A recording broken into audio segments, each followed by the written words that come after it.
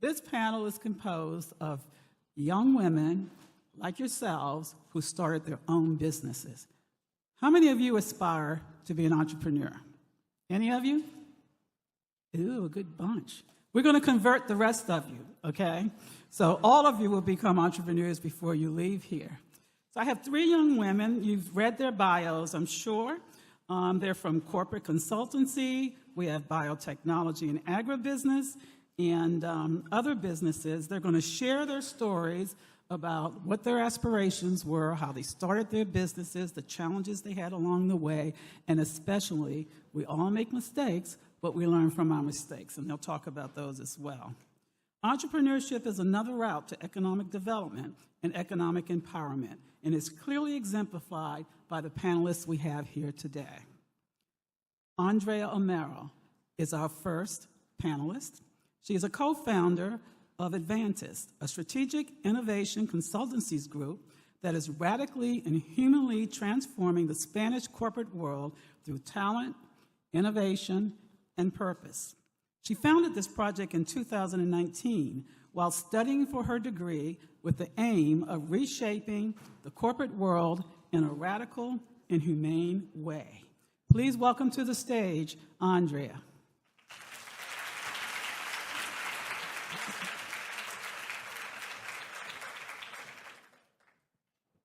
Hello. Yeah.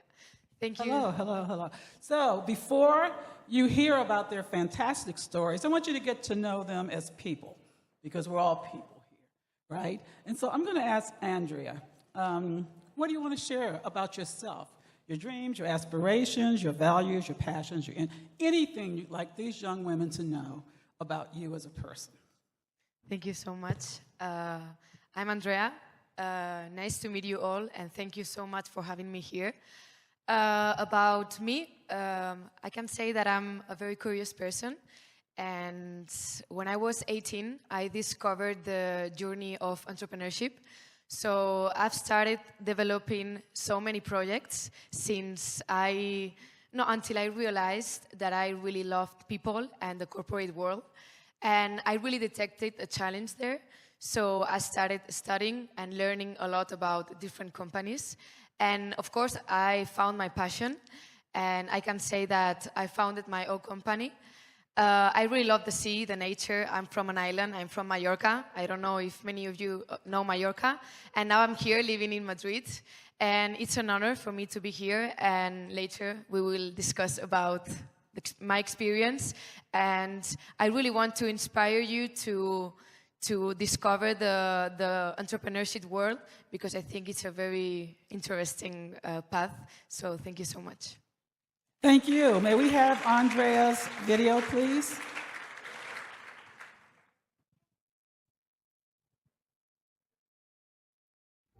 At Advantis, our purpose is to lead a radical and human transformation in the corporate world by creating more conscious, responsible, and innovative companies. Born from a shared passion for human and organizational development, we started in Madrid 5 years ago.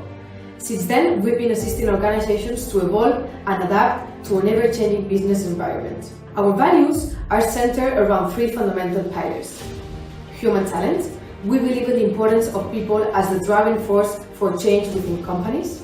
Innovation. We use innovation to drive transformation at all organizational levels. And purpose. We are guided by the vision of a world where companies seek not only economic success, but also make a positive contribution to society. To make this possible, Advantis acts as a facilitator that helps teams develop and implement the necessary processes to transform their culture.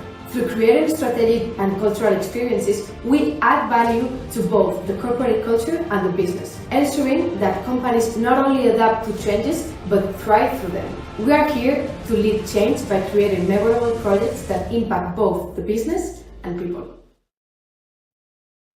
Welcome.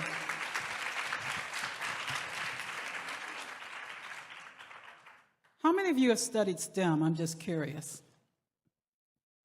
I know somebody has. STEM, science, technology, engineering, and mathematics? Oh, there you go. Great. So in 2021, Dr. Marina Regal co-founded MeMark Diagnostics SL. It's a company devoted to improving women's health by developing in vitro diagnostics for gynecological diseases using gynecological fluids as the new liquid biopsy in the field. She has over 15 years of experience in the biomedical research arena, including 4 years in biotech companies, and she has participated in more than, get this, 25 scientific articles and is the inventor of 2 patents. Please welcome to the stage, Marina.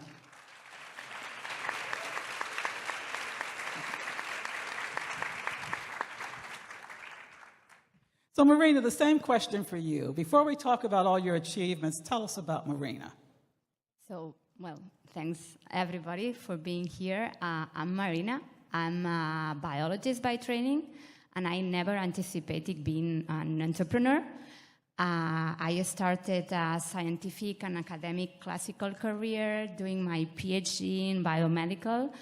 And it turns that investigating in cancer and diagnosis, it was like something that I really like it.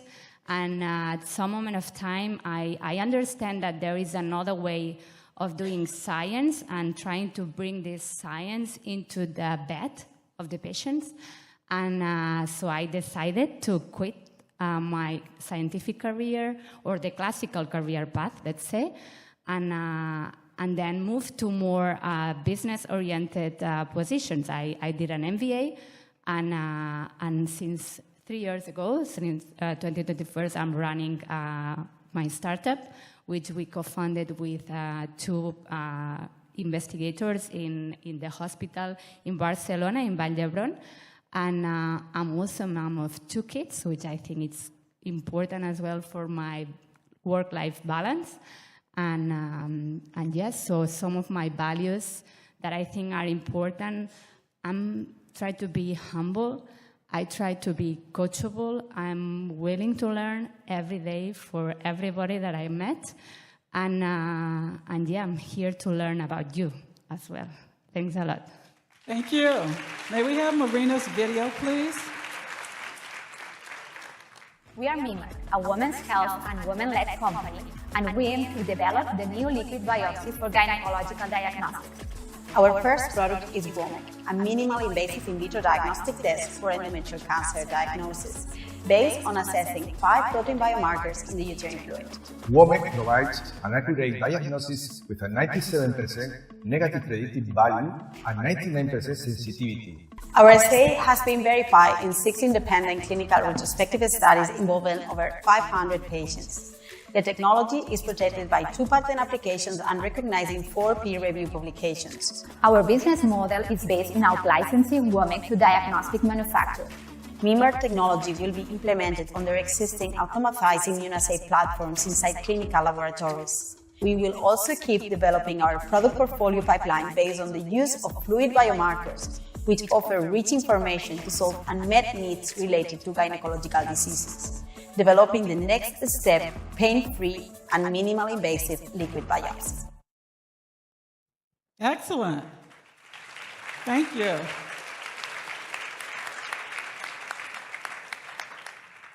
And our next panelist is Maria Fernanda Reyes. She's a PhD. She is a pioneer in agricultural, okay, they're waving flags back. Are those your groupies back there? Groupies, stand up. Give her some love.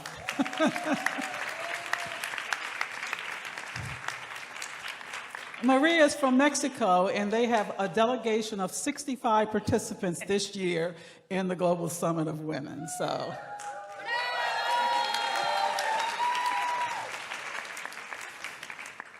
So Maria is a pioneer in agricultural innovation and an advocate for migrant workers' rights. She's a co-founder of FarmX. It's a cloud-based, business-to-business e-commerce platform that empowers farmers to sell their products directly to grocery chains, restaurants, and other buyers. Originally from Sonora, Mexico, she inherited a legacy of innovation in agriculture from her family before she went to study in London and earning numerous leadership and innovation awards in the USA and Mexico. So, Maria, tell us about yourself.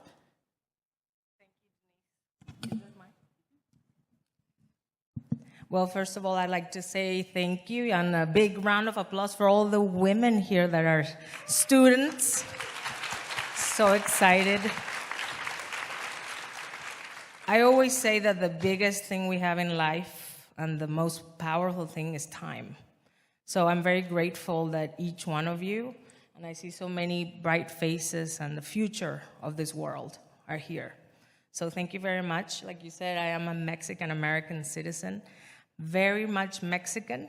I was born in the northern fields of Sonora, and I'm very proud about it because that is where Norman Borlaug actually came up with agriculture. And he designated what was called the Green Revolution, in which CIMMYT was created, and he won a Nobel Peace Prize to create more food with less through technology. So I'm a third-generation farmer. They didn't let me study farming, but you learn it from a very young age. I lived with my grandparents from age 6 months to 15. And then my journey took me throughout the world to innovate. But one of the biggest things that really drove me is when I moved to India, and I was able to see that there was so much food being wasted and actually being produced, but not being able to get to people's to actually eat. So that was like a turning point in my life in which I decided to say, do I really want a good job, or do I want to become an entrepreneur where I can save people's lives? So that's a little bit about me. That's wonderful. They say men entrepreneurs are in it for profit, and women entrepreneurs are in for social change, to make a difference in people's lives. And you have 3 women entrepreneurs here today who are all about that. So welcome again. So I'm going to ask a series of questions. The first question I'm going to give to Andrea. Who or what event caused you to pursue a career in entrepreneurship? You started at 18, I think you said. Yeah, I started at 18 because when I was at high school, I didn't know what I wanted to do in the future. And then I discovered that here in Spain, there's a bachelor based on entrepreneurship, leadership, and innovation. And when I discovered that, I was like, I want to do that. I don't know what's this, but I want to do it. So since the beginning, I get really attracted by, the uncertainty of knowing anything, and to start a bachelor based on entrepreneurship. So I think that's what made me started my own company while I was studying, because I was 18. Also, I think when you get into that university, you don't have any teachers, you don't have any advice, and you start to discover the world and to find real needs in the world. So you really need to connect with yourself and also with the needs in the world. So I think entrepreneurship, it's a mix between personal development and professional development. Because when you are an entrepreneur, you need to really connect with your passions. And when you really discover what you want to do, like your real interests, then you're going to find a need in the market. And then when everything fits, then you will build a solution. So that's how everything started for me. And yeah, that's it. Thank you, Andrea. And I've just been reminded by the captain of this ship that I skipped Maria's video. So we're going to hear her 1 minute I video forgive now. you, Denise. Thank you.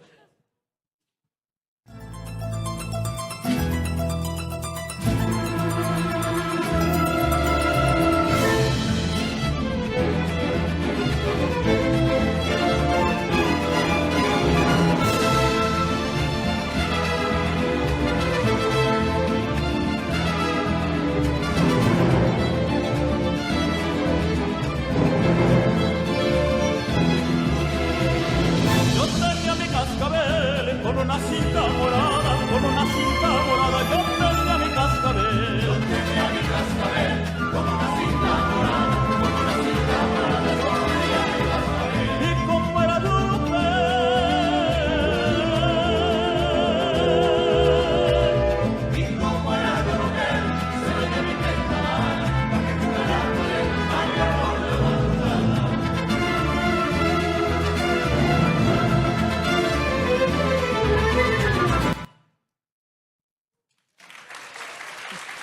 beautiful. So I'm going to ask you the same question, Marina. What caused you to pursue entrepreneurship? I think you told us a little bit about that, but expand on that. So for me, it's a bit curious how I end up by being an entrepreneur, but I try to explain and summarize why I'm here today. So for me, what was crucial was finding a project that was incredible and was at a moment of time that needs to be catapulted. And this project was not my project. This was not my thesis experience or my academic background, but was my friendship, one of my best friends' project. So there was project that I attached to this project a lot, and there is friendship and trust with the person that we co-founded the company, which is Eva. And then there is a bit of anger as well, because we were 1 year, this is a project that it came from the academia, more than 7 years of research and investigation in a field, but then there was one moment of time that the project starts to be valorized, so to be in a moment that we thought that we need to catapult the project. And then it turns that we went in a European grant, kind of an accelerator. It was 1 year of acceleration of the program. And at the end of the program, we win 1.5 million euros from EIT Health, which was amazing. But at this moment, we were obliged to start the project, and of course, we did it. And we were deciding who will be leading this project. And I was, in that moment of time, not as a CEO of the project, but as one of the partners of this co-founding team. And there was a lot of advisorships telling us that, you should maybe search for an interim CEO to lead this project. And I was thinking about myself, so that maybe I can do that, and I can do better than an external person that doesn't know the project. And at the end, so I know it's a bit of this anger that makes me realize that I can do that, and I can do that maybe very good. So, and I then decided to jump into the leadership of this entrepreneurship endeavor, and I'm here today, so I'm so happy.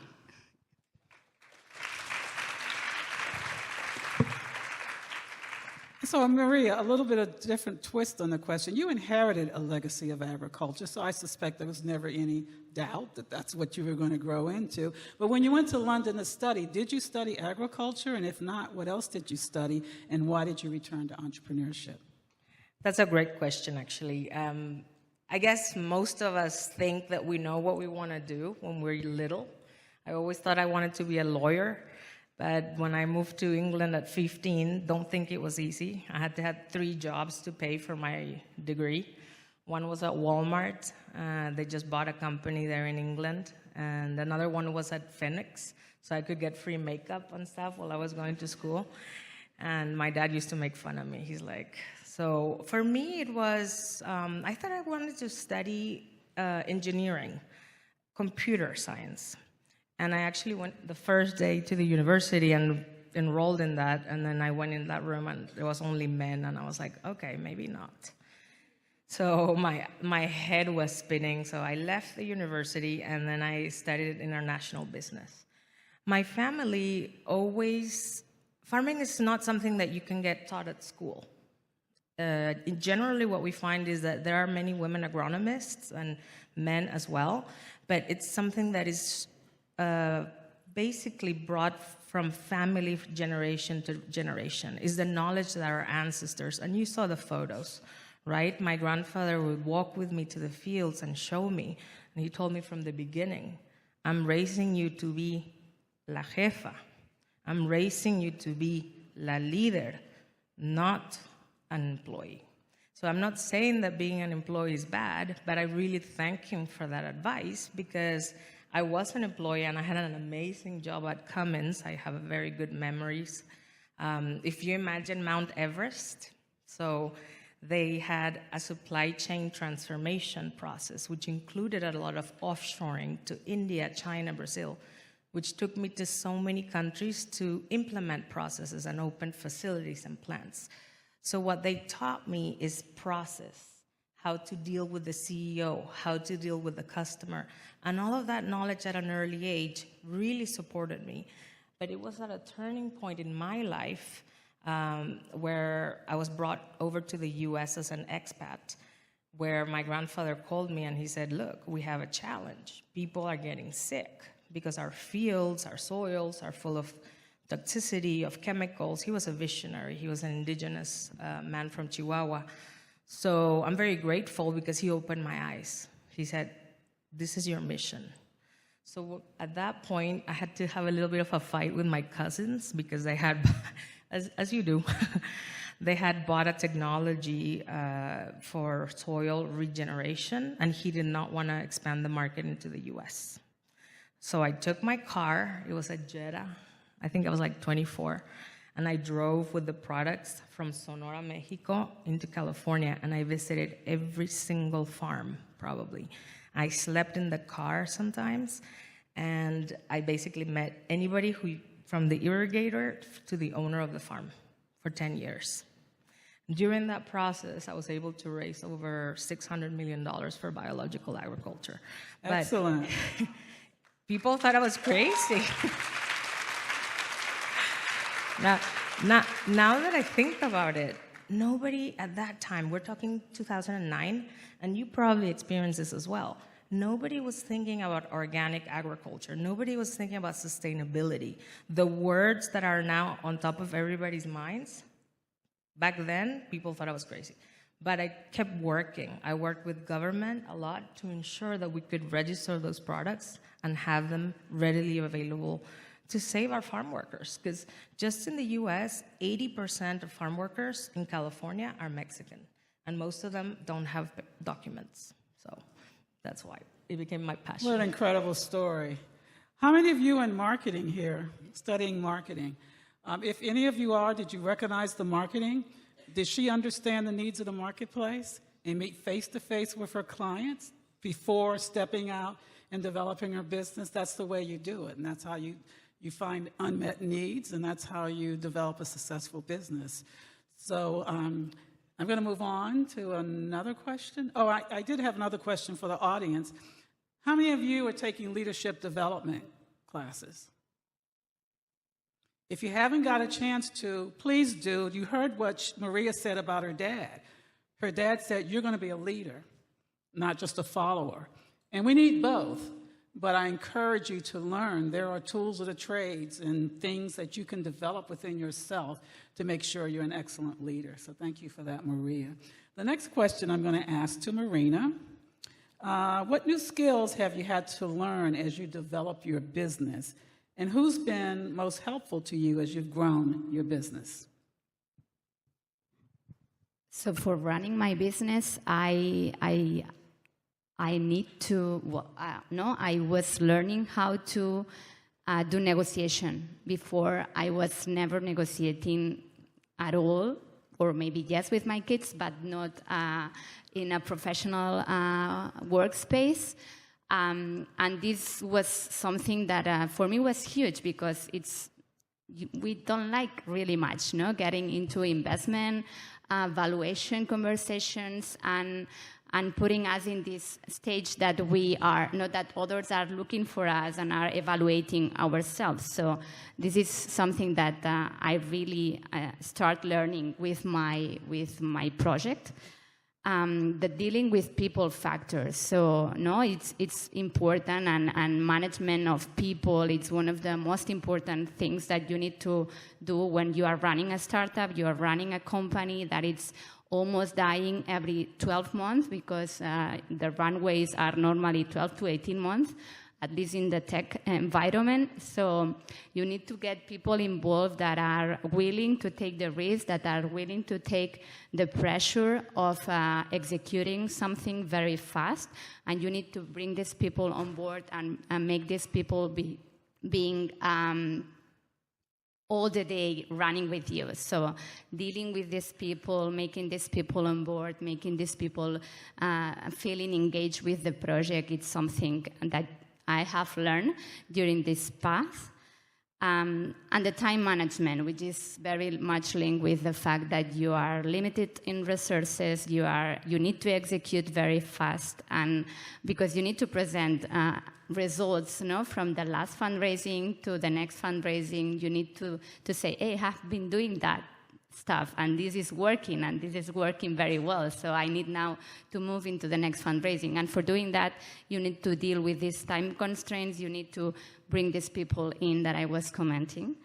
And then this, for me, what has been very important in this process is and I've learned, is that it's very important to be open and transparent, at least with your team. No? This is the way that I think it's the best way to make these people involved. So making them realize which are the challenges that the leaders of the company are facing, it's crucial, because if you tell them which are the challenges, if you share with them which are the fears that you face when you are going into negotiation business meeting, they will empathize with you, and then they will stay with you when you are in the bad moment, and they will go and celebrate with you when you are in the super exciting moment. So I think that this is more or less what I've been learning during this path. So Marina, a follow-up question. Go ahead, you can applaud. We love applause. So Marina, a follow-up question. You mentioned fundraising, and I think we heard from Maria how she raised a lot of funds. How did you raise funds? How did you approach that? Did you have any angel investors? Was it really difficult because you're a woman? So I'm lucky. And young. I'm lucky that I got, as I tell you, so this 1.5 million euros that it's public funding from European Commission, and this was at the very beginning. It was company inception, and thanks to that we start operations. So, and after 1 year that we constitute the company, we start going to fundraise, private fundraising. It was hard. It was exhausting. It take for us 13 months. And finally, we end up by fundraising 1.7 million from private capital. Almost all were VCs. And we have a group of women business angels investors that some of them are here in the room, and they have invited me to the space. So I'm thankful for that. And then also a corporate investor. If you're here in the room, please stand up. We want to know who you are. And besides of the private investment, I have to say that we also get additional European funding, which was important. So we are investing in a technology, women's health, environment. European Commission is putting some efforts in that field. So we got last year a new EAC accelerator grant, which is 2.5 million from European Innovation Council, which was great. And thanks God that we have that, because maybe if not, I will not be today sitting here in the stage. Yeah. Thank you. So, Andrea, at the young age of 18, you decided to shoot for the stars and become an entrepreneur. And I'm sure you knew everything. There was nothing you needed to know. But just in case there was, what new skills did you have to develop to become an entrepreneur? And then a follow-on, how did you fundraise? Well, this is a very difficult question, because I needed to learn a lot of skills. I mean, I was 18, I was studying the university, and for me, I think the most significant, maybe quote was, learn fast, apply fast. That was for me the most important thing that I had in my mind every day, because I was learning by doing, learning and applying, learning and validating. So I was learning very, very fast. I was interested in so many things about my sector.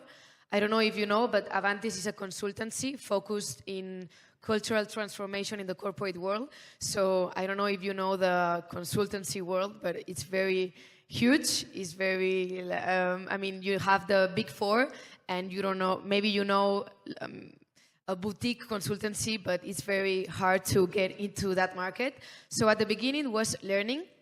Then the second one for me was to learn how to do good connections. For me, networking and meeting a lot of people was very, very important.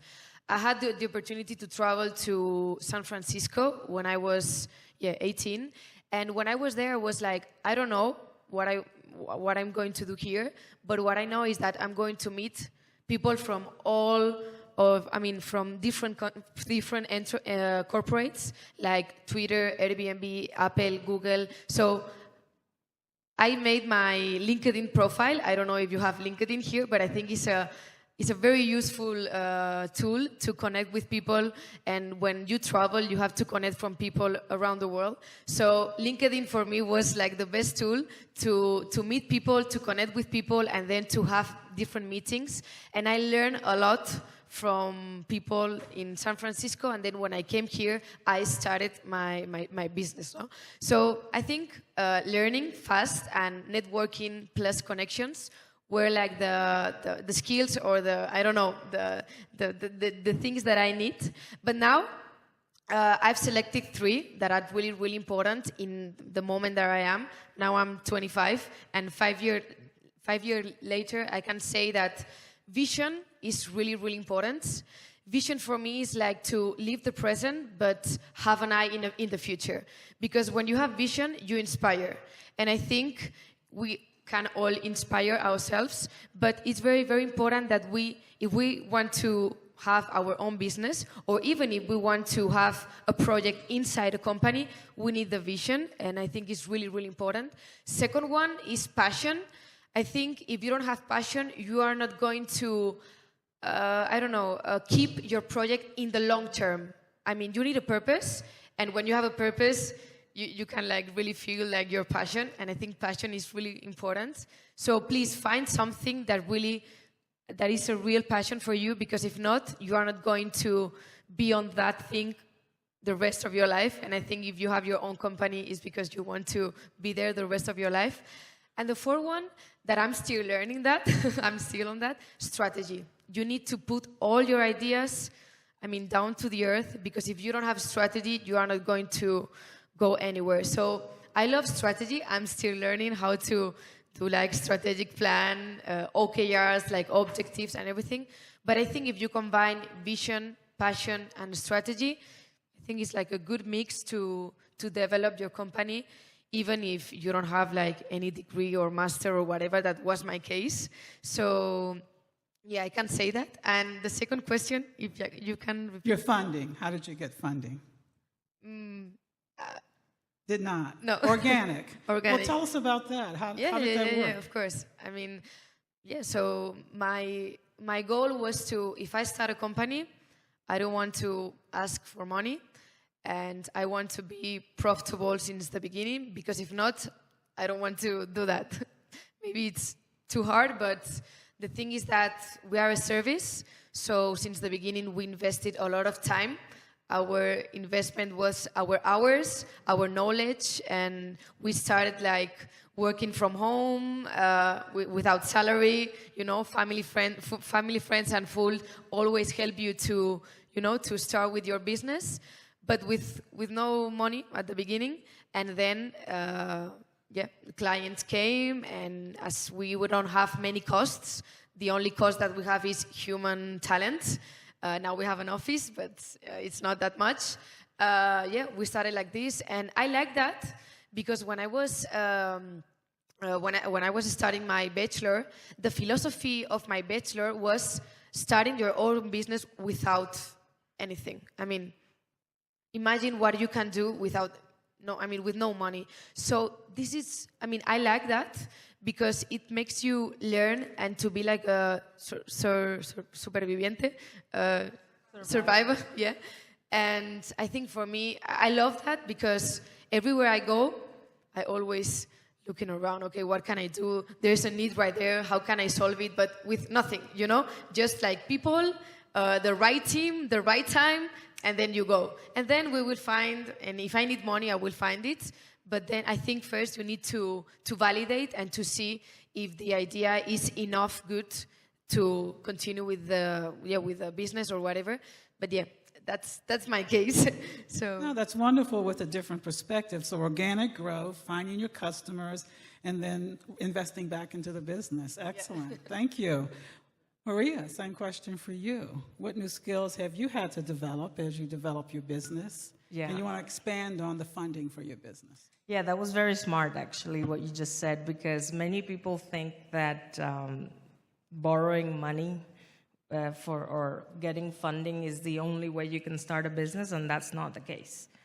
But one thing I do want to say before I answer your question is that every single one of you, todas aquí, can become a unicorn. Who knows what a unicorn is? ¿Quién sabe lo que es un unicornio? Okay. Empresa de billones de dólares. Aquí tengo la hermana de un amigo mío que tiene una. ¿Sí? Entonces, lo que quiero decirles, and I'll switch back to English, I have to give it a little bit of Spanish, but every single one of you has the capacity to create a unicorn. Most unicorns that you see right now are headed by men, but the world is changing, right? The pandemic changed us. The geopolitical issues that we're facing currently have given opportunity for these amazing women to open new paths, one without the need to ask for funding, one through grants. But the common denominator is that they got educated about what is out there, right? So one of my main learnings that I'm still working on is leadership.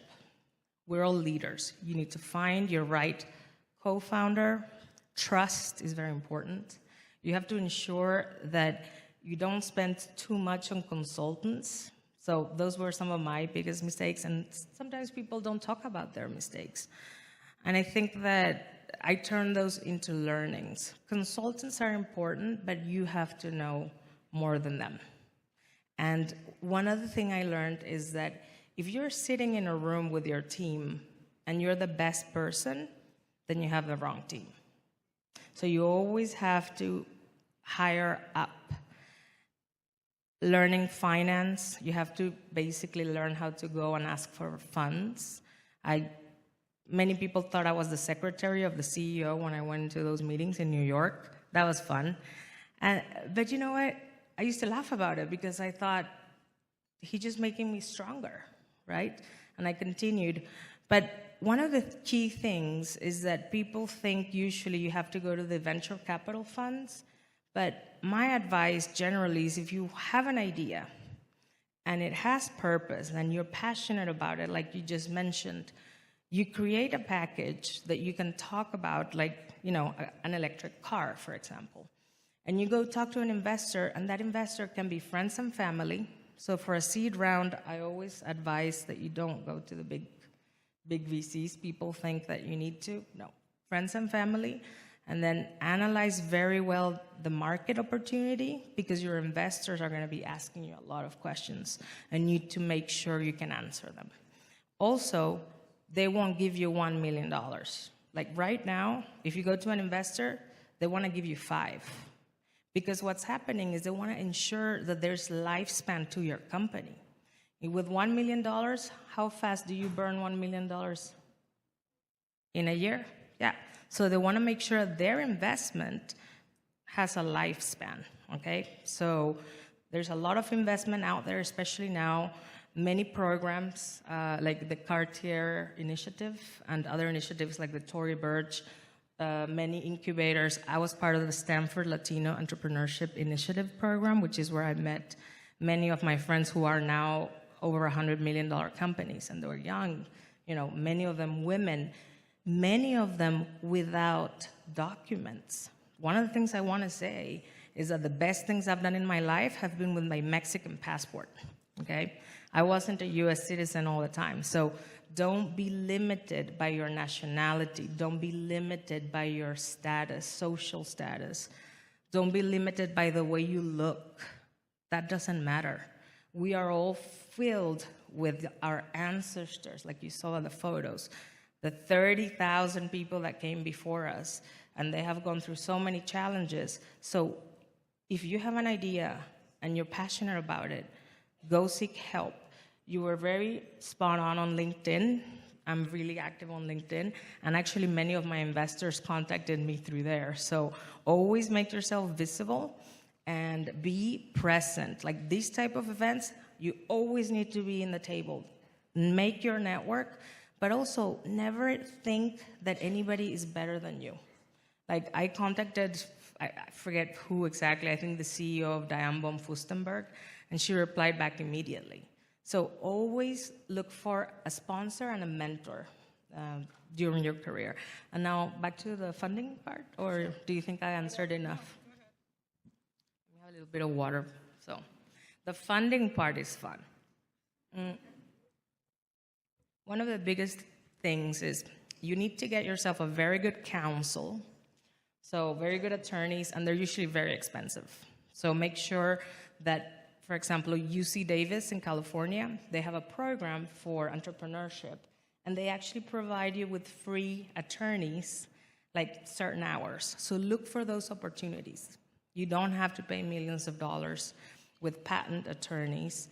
Those type of things are the biggest learnings that I had. And then the second thing is get a very good accounting team. Because if you're looking to become an IPO at some point, you'll be needing that. And we were very close to becoming an IPO. But that's not necessarily the best thing. One of the things I found when we were building the company is that everybody wanted to buy us because they wanted organic agriculture to be taken under the wing, like, you know, the bigger guys. And then I realized, okay, there's a reason why they want it. So you keep growing it, and you keep asking for more funds. But as you keep going in the different rounds, things keep getting harder. And just have to go global. So, for instance, I'm in Silicon Valley, but most of my investors were European. So you have to find an investor that has the same vision as you. In my space, it was I needed to find a family that knew that you can't eat gold, right? That you have to feed the world and that we have to take care of our planet. So when those two visions align, then you know you have the right partner to, you know, grow with you. Thank you. So I'm going to throw them a curveball here. You made me think of something. How many of you are studying finance in business school? Any of you? Okay, how many of you are bored with credits and debits? Anybody bored with that? I want our panel to tell you how important it is as a CEO to understand your financial statements, where your money's going, where it's coming from, etc.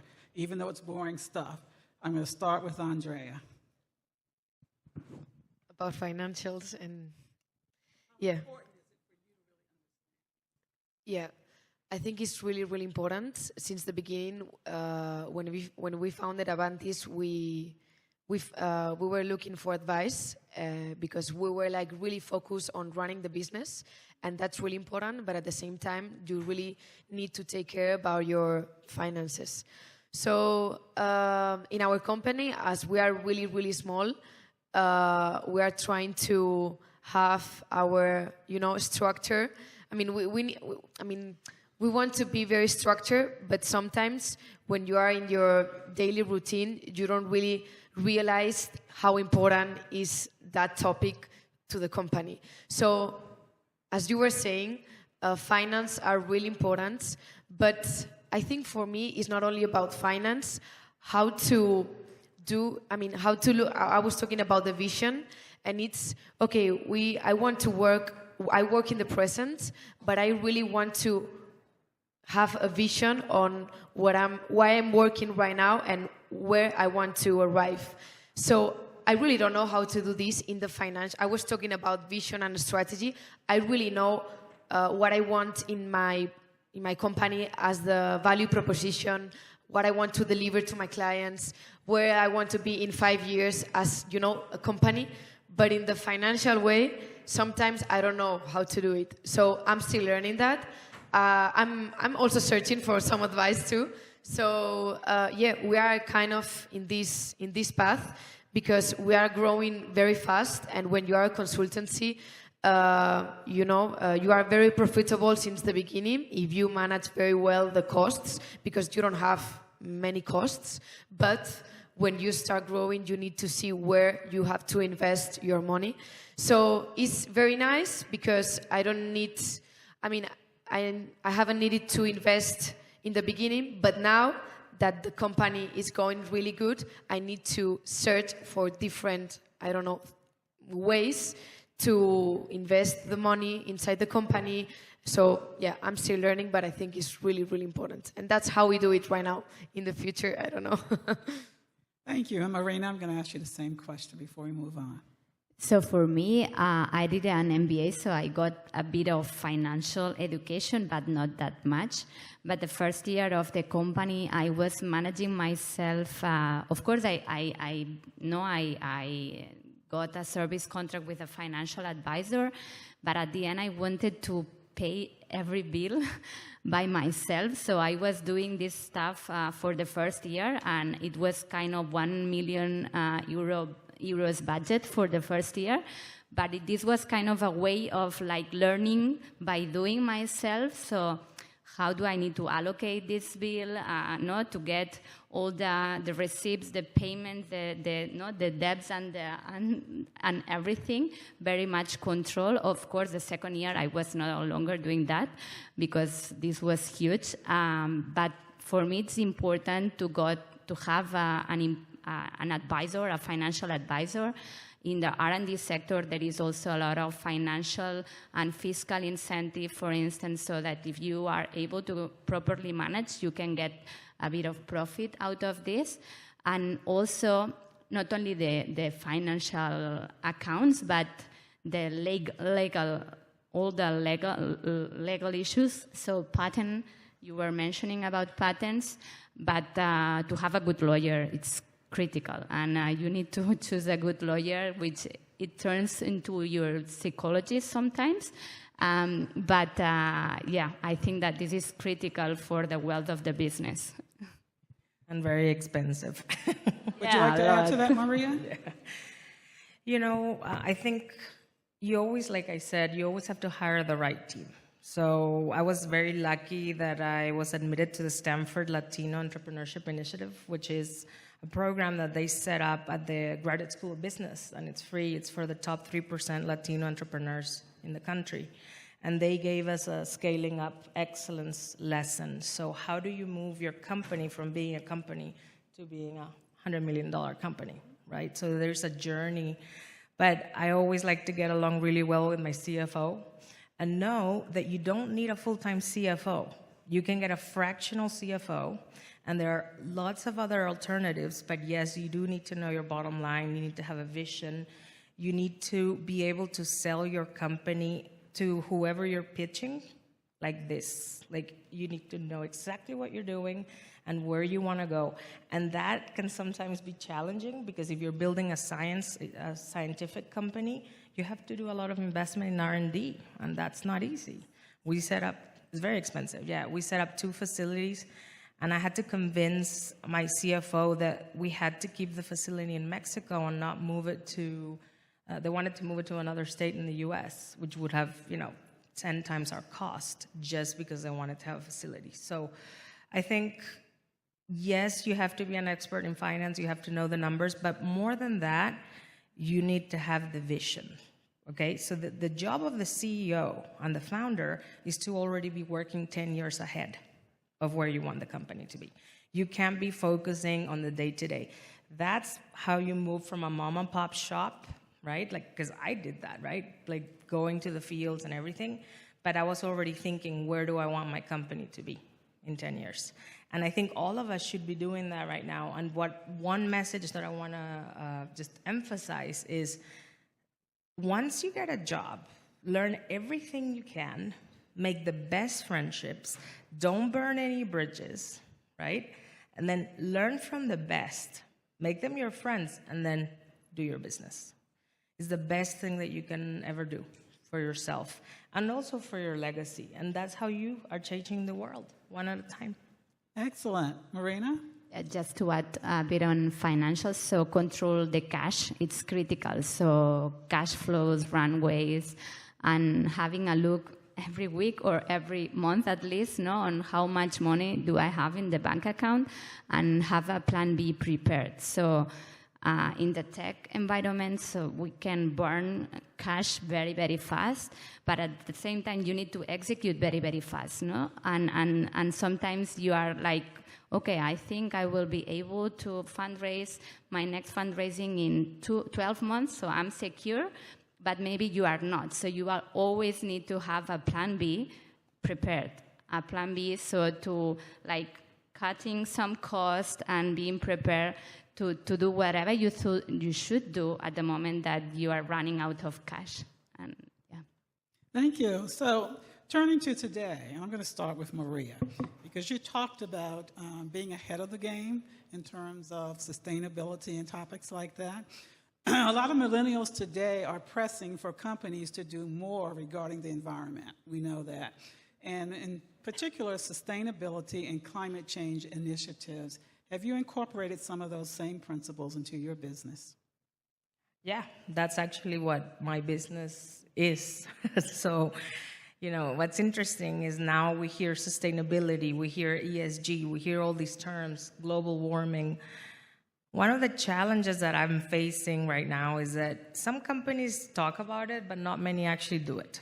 And this is all throughout corporate America, okay, and in Europe as well. But although I think Europeans are actually doing a little bit better at that. So for me, it was, how do you innovate where sustainability and all of those topics don't become something hard to do? In my world, you can't go and tell a farmer you're not sustainable. You can't. It's like farmers care for their land, for their people, and for their water. So we have to give them the tools to become sustainable, and that's a challenge. So if each one of you, you know, you have so many brilliant minds here, can think about how we can shift the world, anything from plastics, right? How much plastic? Europe is doing a lot of initiatives on reducing that. Intelligent packaging, stuff to increase shelf life of products. So that then delves into STEM, right? And that's how we're going to save the world ultimately. So if you don't have sustainability, we won't have a world. There's actually a Scientific American article that I wanted to introduce into the video, but I couldn't find the page, that we have 30 years of agriculture left at the rate we are going right now. And it affects all of us, right? So we're losing Costa Rica, the size of Costa Rica in land across the world due to global warming. And you can see the different disasters that have happened. So if that doesn't worry you right now, like, are you Gen Z? Or any Gen Zers? Can anybody? Yeah? Gen Zers? Millennials? Okay. I'm a millennial still, so, but, you know, it's really astonishing to see how Gen Z are actually focusing more on these things than any other culture, any other sector in the world, which gives me hope, because I'm starting, but you guys are the ones that are going to save this world, ultimately, through all your innovations. So that's my bit to add. Thank you.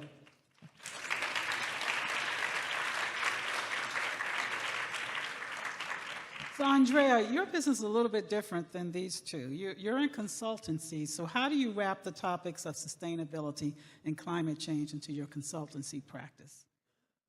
Okay, I'm gonna start with. I really like this topic because I've told you before that I'm from Mallorca, and I'm founder of Avantis, but I also co-founder of another company in Mallorca that is really focused on this challenge about sustainability, environmental, and really focused on the oceans. So I'm not going to explain the project, but this topic is really, really important for me too, because I have two passions, people and planet. So I try to combine it with different projects and companies. And I don't know if you know Patagonia, the book Let My People Go Surfing. And this really inspired me in my entrepreneurship path, but also about this authenticity about sustainability, global warming, and a responsible company, you know? We are not talking about sustainable companies, we are talking about responsible companies.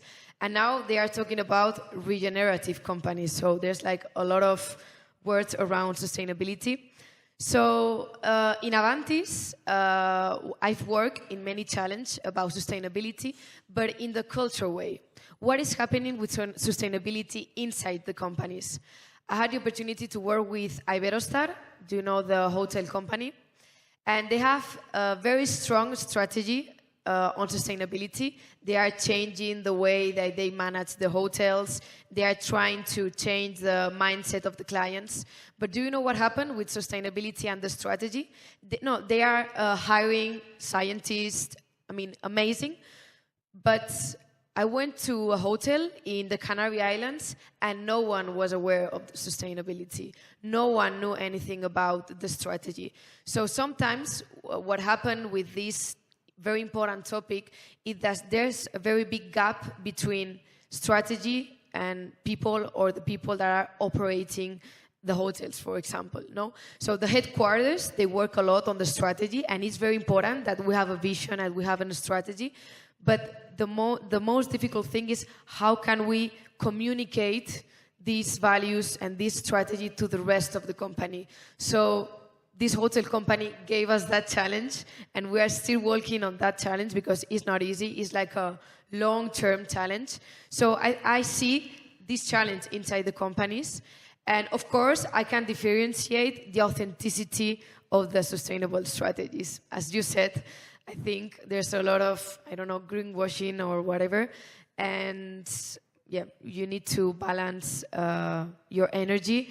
But it's not only about having a sustainability department. It needs to come from the CEO or from the board. It needs to be a strategic decision from the top and not from a specific department. It needs to be transversal, not only one department or one group. So I think sustainability, it's the same as people, culture, human resources, purpose. These kind of words, they need to be like transversal and not vertical. So that's my vision about this topic. All-encompassing, and if we had all three of you go into these corporations, I think things would really change, wouldn't they? And quickly. So Marina, why don't you weigh in on this topic? So for us, we are a woman health company, and just being a women's health company, we are trying to bridge, to shorten a gap that exists in the biological and pharmacy space. So nowadays, it's only 2% of R&D financing that it's going into this type of projects. So it's important, and we are at that space for doing so. At the same time, what we are trying to do is improve gynecological diagnostics by making more accessible, less invasive for women, also cheaper, and then so by our business itself, it's trying to be more sustainable in the gynecological space. But having said that, I believe that with the generations that are coming, if you are a startup in this era and you don't have a purpose in your company, you will not survive. So big corporations can do that, can change, can invest more money for do ESG, political changes in the company. But as a startup, you need to bring talent in, and this talent needs to be attached to the purpose of the company. So I think that as a startups, there is not a lot of space for the startups that are not sustainable in a way, because we will not be able to find people, talent that will be willing to work with us. So that's a good point. What kind of talent are you looking for? Which kind of talent? Talent, yes, are you looking for to work with you? So most of us, we are 12 people now in the team. Most of us are scientists by training, so biologists, chemists, pharmaceuticals. Also, we are now incorporating some additional, more management people. But at the end, what we are looking at when hiring somebody is that this person is willing to learn, it's willing to grow, it's willing to devote his or her life or part of his or her professional life into the idea, the project, the mindset that we are pushing forward, and that she or he gets attached to the purpose of the company. So we are looking at this person that is like getting like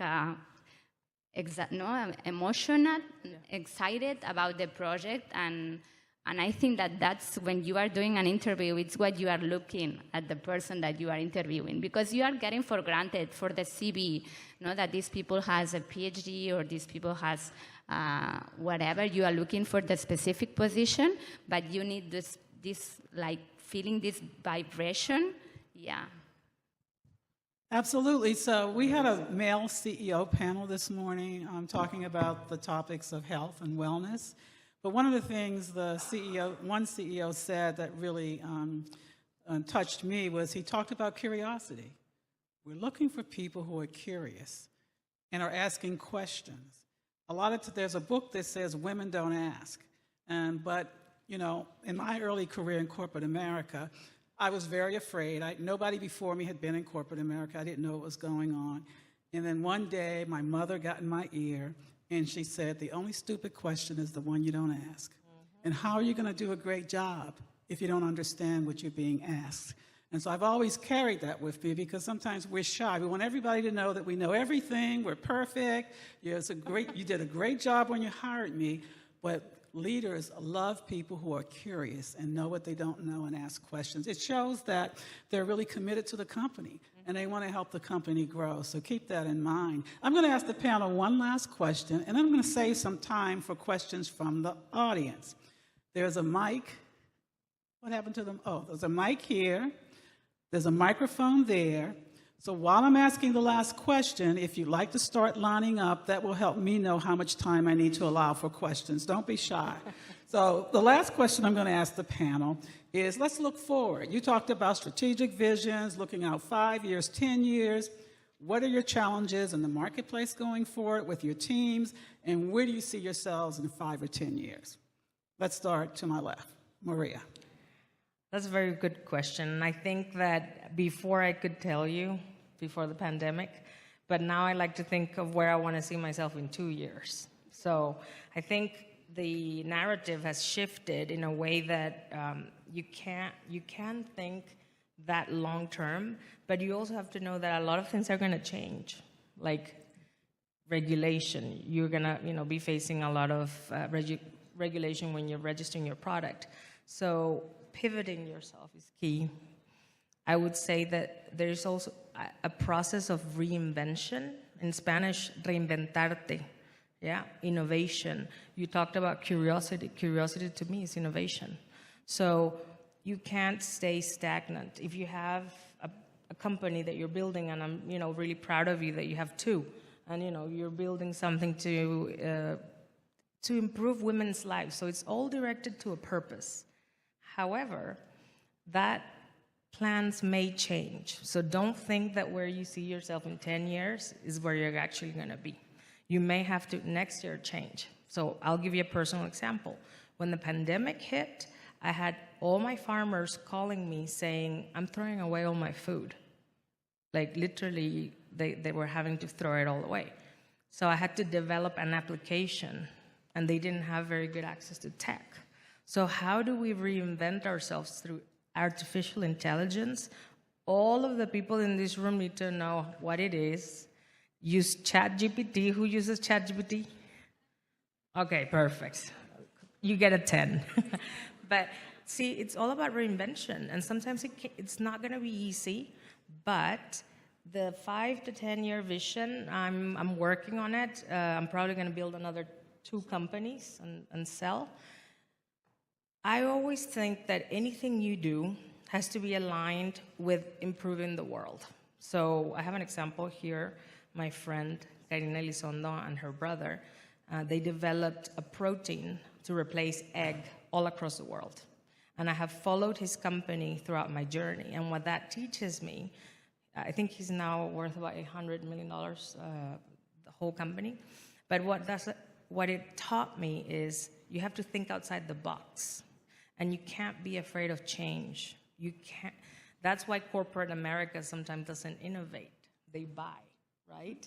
So you always have to be reinventing yourself through technology, improving, never stop studying, never stop attending these conferences, and never give up. That's all I would say. For Absolutely. The marketplace moves with or without us, right? So you always have to be looking left and right. Andrea, how far out are you looking, and what are your challenges? I'm looking very far, but I have two challenges. One is personal and one professional. I'm going to start with the professional one. I think as I started 5 years ago, now I can say that my company is stable, and I can look around, see what I really want, what I want for my employees and everything. You cannot imagine the last 5 years maybe you are studying at university, but I haven't had the university time going out or, I don't know, traveling. For me, from 18 to 25 have been very difficult years for me. If I had a lot of responsibilities having my own company. And I think now it's time to have a real vision, a real strategy, and see where I want to be with my company, with my team, and with my clients too, because I haven't talked about my clients. And I think I have to be near my clients every day to see how they progress, what are their needs, how can influence them, how can inspire them, and how can they inspire me. So I think now this is my biggest challenge. And the personal one is how can I balance my passion, that is Avantis, my companies, and my health, mental health. And I love to practice sports. I love the sea, I love the nature, I love people. And 5 years ago,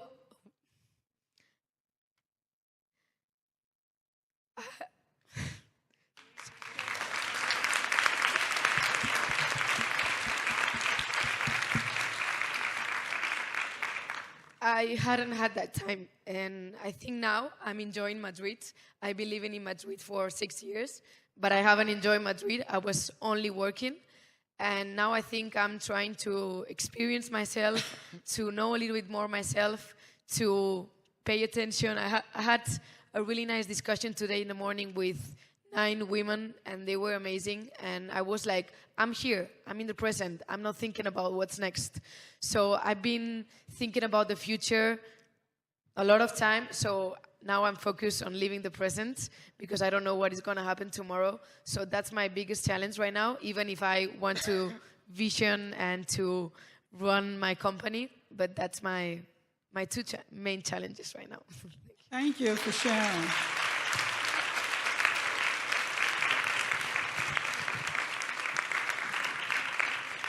Taking care of ourselves is so important. We often put ourselves last. And I commend you for recognizing that it's so young. So thank you for sharing very much. Marina, close us out. I also will go to the personal side. So I said that I'm mom of 2 kids, and for me this is a challenge, but at the same time it's something that it helps me to balance this workaholic person that is in myself, because now I need to reserve some time for them. And I think that being a mom, it makes me become a better leader. It makes me understand very well this work-life balance necessity. I have to admit that I am not the best person in the world doing this work-life balance. I am working in the nights. I am waking up at 5 a.m. most of the days, but I really much understand what important it's like to have the time to go with my kids and to spend this time with my kids. So I encourage you and all the young people in the room to find this something that it's making you feeling that you are in balance. Because if you are not balanced, then you will die. And you will die in the process, and then your startup will die with you. So it's important to fight, to find yourself, to find something that it makes you becoming stable. And I think that probably this is the most important challenge that we have. And I think I will close with that.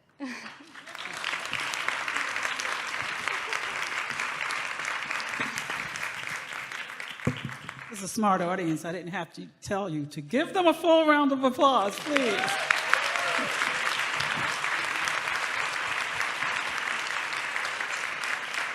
We have about 18 minutes left. You can tell I'm an engineer because I watch the time. And we have 10 people, and I can divide. So I'm going to ask you very quickly your name, your university, your specialty, and your question. Very net, so that we can get as many answers as we can. If there's a specific panelist you'd like to ask the question to, do that. Otherwise, I'll ask whomever's appropriate to give a quick answer. Okay, first here. Okay, hi, thank you so much for this amazing panel. My name is Paola. I studied at IE Business School, and I'm actually from Mexico too, and I would love to make Maria a question. I'm from the agricultural sector too. I studied veterinary medicine, and I've been super involved in the agricultural sector, and my question will be about, we have started a cacao company too, and we would like to start exporting here to Europe and everything. And one of my questions is like, what would you recommend us to start like studying, like to keep studying? Because I'm in business school and I still feel like I do not know anything. and like how to overcome also this imposter syndrome, like, no, I'm lacking so much of, and I will never be enough. I love how you talk about the IPO and everyone can become a unicorn. That's felt so far. Yeah. Okay, so I can talk to you about imposter syndrome for sure. I mean, the first time I walked into Stanford, I was like, okay, am I in the right room? And you know what? You are. There's a reason why you're here, and you always have to bring other women into that room. But to answer your question is never be afraid to fail, because you're going to be failing a lot. But the failures will become your best teachers. Right? So you're in the cacao industry. That is a niche market, amazing. You need to ensure that you study all about the legislation, which is something that I had to learn. Believe it or not, I was starting in the marketing side, and then I had to move to the regulatory side. Because if you don't have it registered, you can't sell it. So this morning I was having a meeting with one of the ministers, and I said, we need some help. So make your voice heard, create a good brand that has a purpose. For instance, most of the people who harvest cacao are women, right? Yeah. So create that brand, don't be afraid, and find the right partners that will push you up, elevate you, and always have a very good advisory board. And that's generally free. So. Thank you. And so that you know, it's the last session, so the panelists will stick around for a little bit after the session, too, for questions. Over here in the red dress. Keep going. My name is Georgina Tello. I'm president of the U.S.-Mexico Business Association. I'm part of the Mexican delegation. And I have supported a lot of entrepreneurs.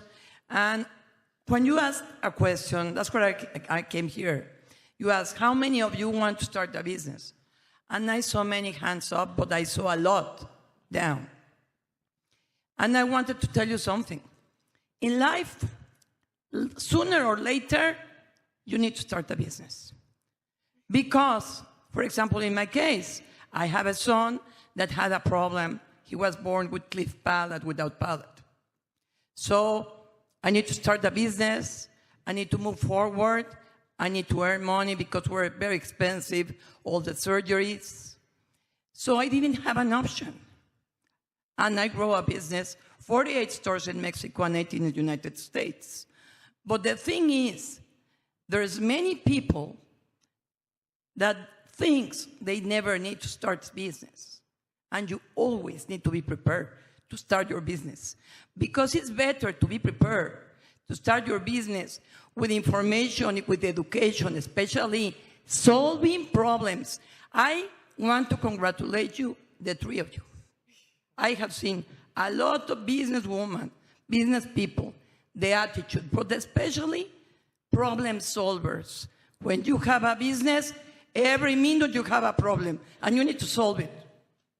So the people that didn't put their hand up today, tomorrow, at 40, when you have a kid, at 60 that nobody wants to give you a work, a job, you need to start a business. So be prepared for that. I think I have a great business class, and I really like a lot all the stories that you told, because you are extremely different. But what I can see is the passion and the attitude. Congratulations. Thank you. I like to say that where you start might not be where you finish, and along the way, life happens. Exactly your story, right? And so, here. Hello, my name is Aida, and I'm from IE University, and I'm studying business and international relations.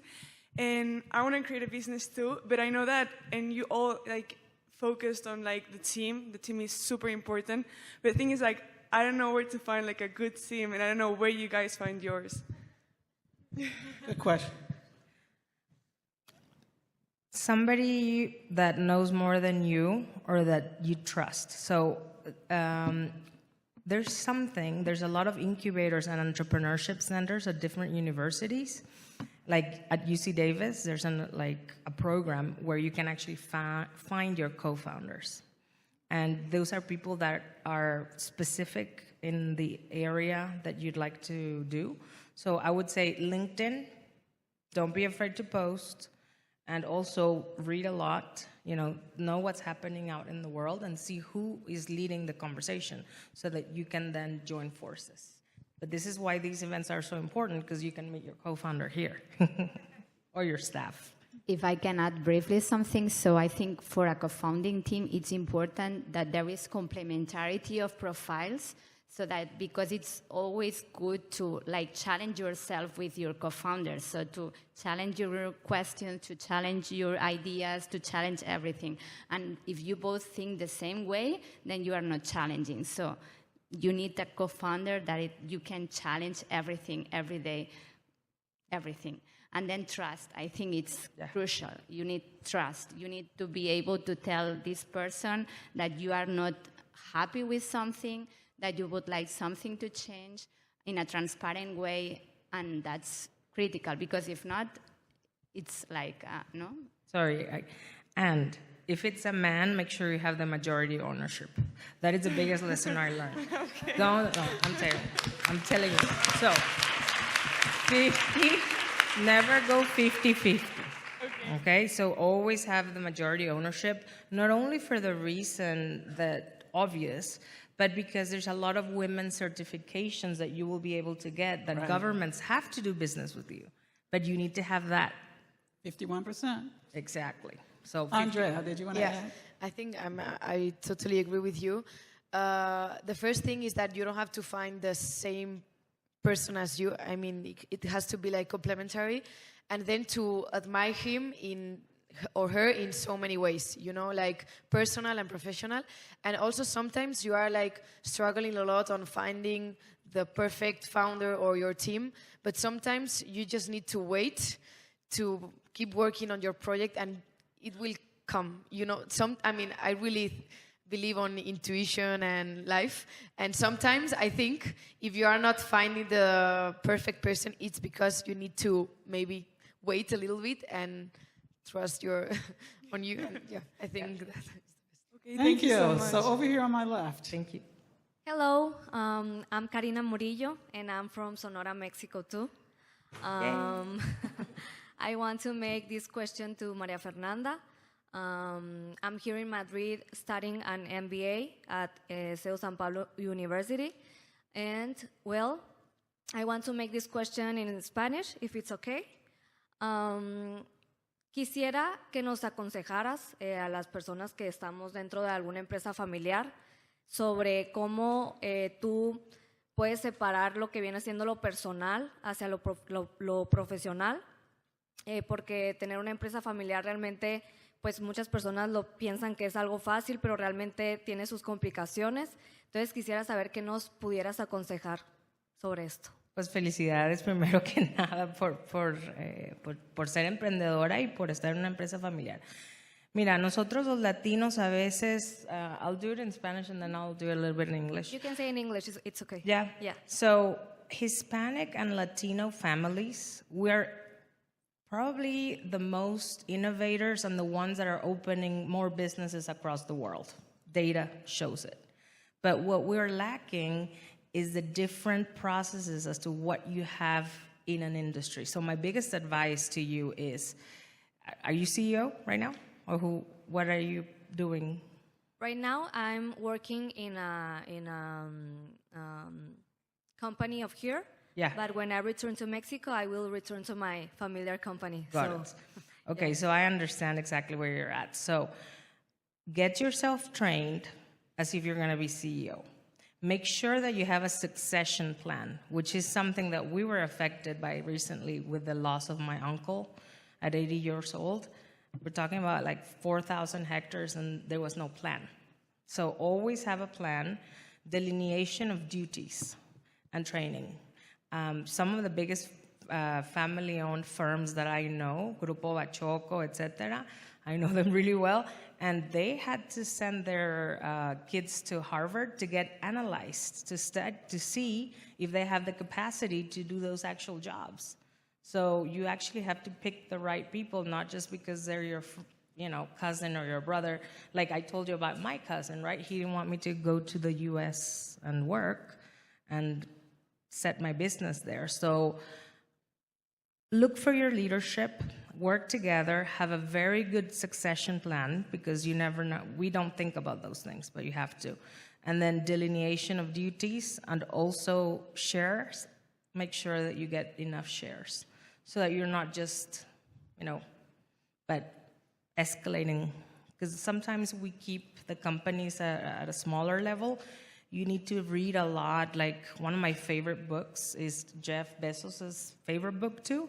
It's called Scaling Up Excellence, and Jerry Porras is one of my friends. He wrote it.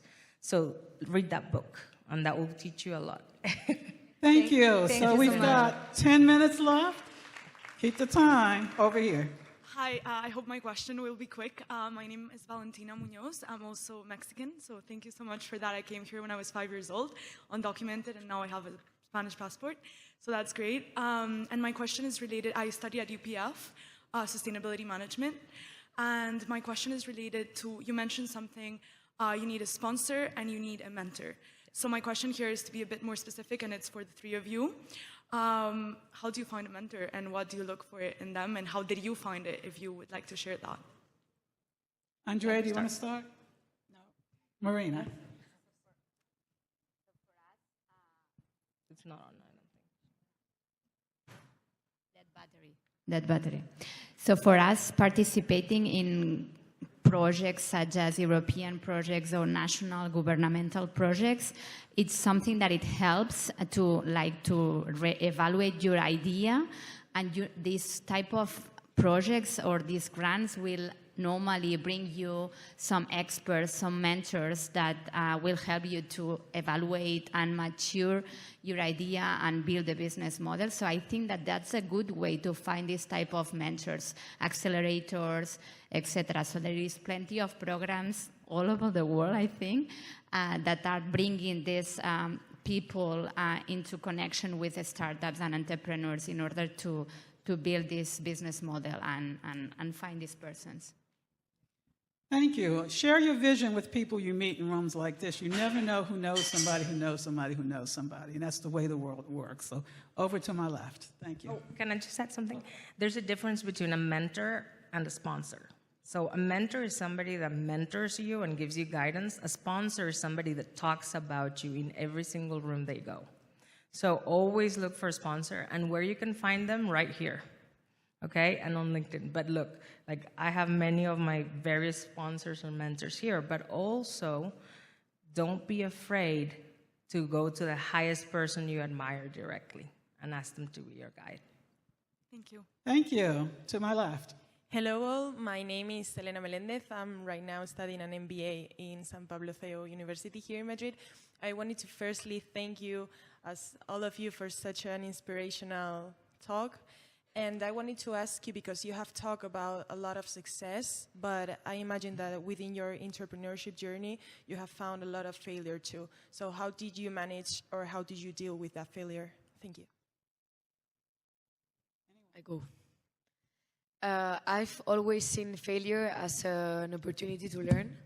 I think if sometimes things go wrong, it's because you need to learn something. So we fail a lot of times, we lose a lot of clients, and we've learned from that a lot. Of course, we succeed, but I think if you treat failure as another tool, to learn, it's the best. Of course, you need to, when you fail, there's like a lot of emotions going through your head and your team and everything, and you have to, you need to manage so many things. But if you see failure as as an opportunity to learn and to grow, you're not gonna be afraid of a failure. I think sometimes we are really very afraid, and we see failures everywhere. I've met a lot of people that, I don't know why, but they are always, surrounded by failures, but because they are very, very afraid. So it's like kind of a mindset, and when you change your mindset and you see, okay, everything is going to be good, I know that we can fail. The failure is there, but if we fail, we're going to see it as an opportunity of learning. So I see that. That's how I do it and how I manage it. Thank you. Over here. I'm going to do one. Yeah. Here.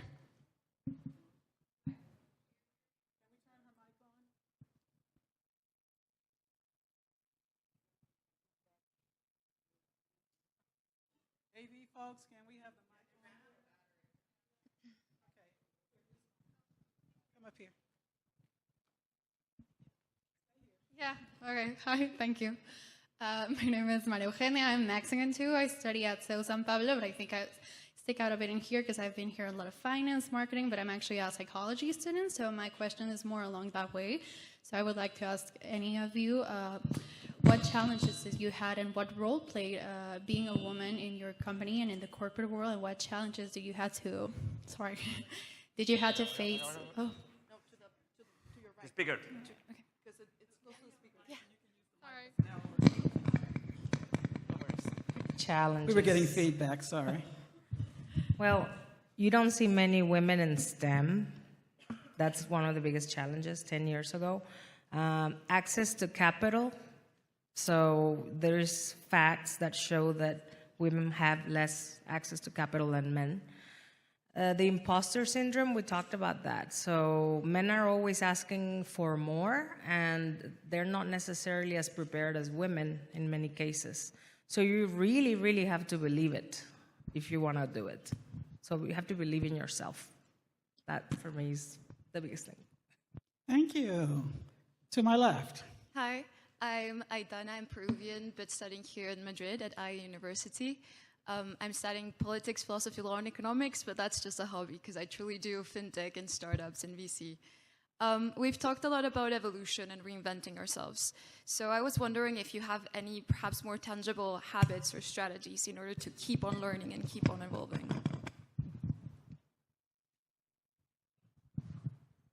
So if you have any habits or strategies to maintain that learning curve and keep on evolving? So for us, I think I mentioned before the fact that we are trying to challenge every day, every issue that we have. So Andrea was putting something in the failure, and I think that's a good example. So when there is something that went wrong, so ask ourselves what was wrong in each step, what we should make in a different way. And I think that this being open to learn from every step that you do, it's important, and being coachable, being open to these mentorship people. So it's true that you will be the person that you probably know more about the specific topic that you are working on, but as a team, you need to have a team that is bringing another expertise, and you should be like in the middle of this room, and willing to learn from these people as well. So I think that for me, that's an important thing. So trying always to pick up people that can bring some learnings and try to be every day learning something. So it's, what do I learn today? You always learn something in a day. So it's something that for me works. Perfect, thank you. I want to add something.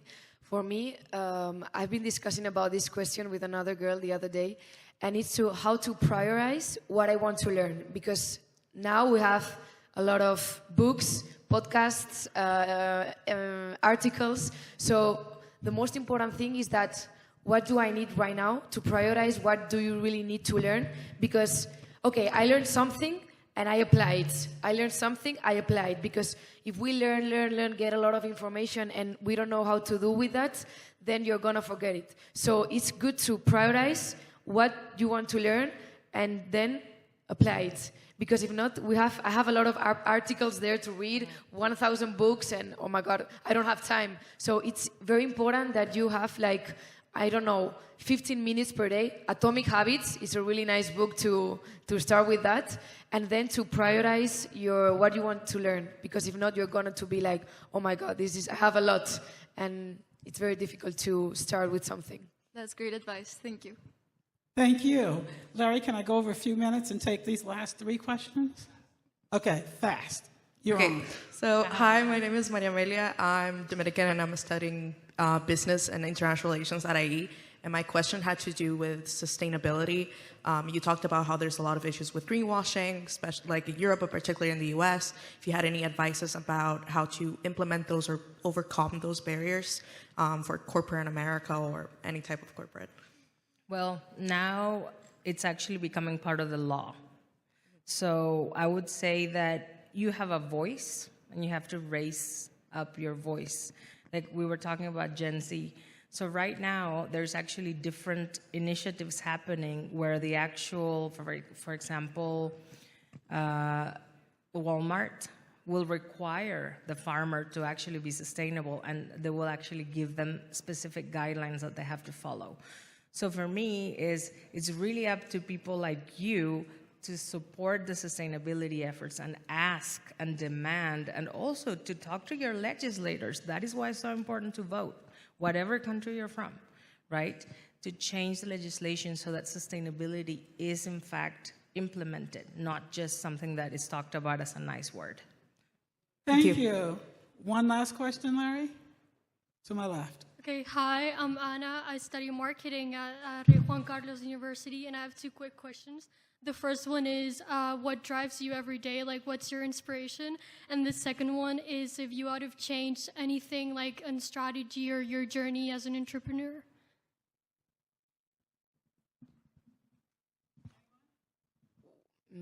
What inspires me? The people my team really, really inspires me.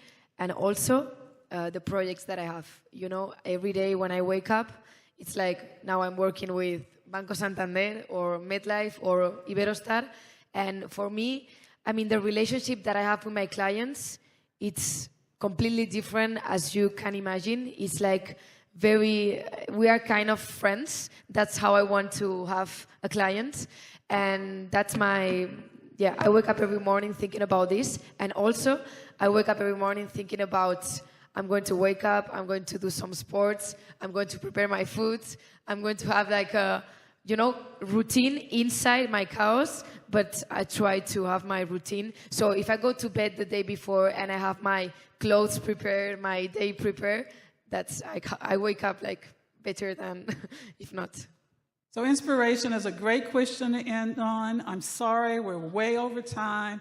Please give yourselves a round of applause as well as our panelists. You did a great job.